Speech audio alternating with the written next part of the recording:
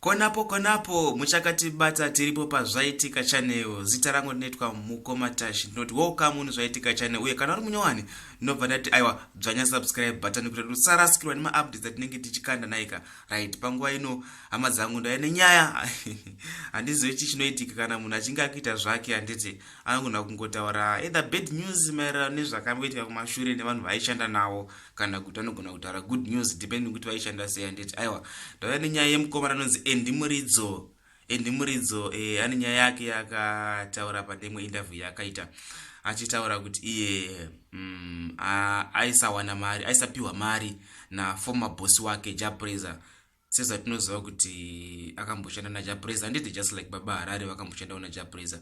Asi makambocherechedza here kuti maartist mazhinji anobuda muna Prayzah mubhendi rake anotaura kuti aisashandidzana naye zvakanaka. Nokuti if I'm not mistaken, I still remember kuti 2018 takamboita nhoroondo yagonyeti yamukadzi aimbotamba stere kwa Prayzah achitaura kuti aiwa Prayzah aimumanikidza kuita zvesexual abuse. Handiti saka now tina Muridzo yakutaurawo kuti ye aisapiwa mari na Prayzah. So aiwa hama dzangu ndonyaya ndauya naye panapa.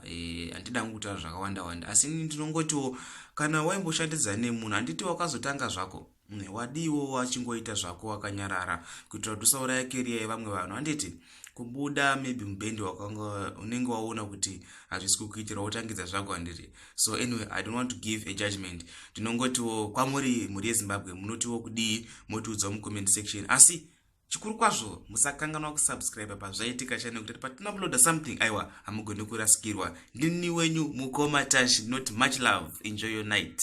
I love you all.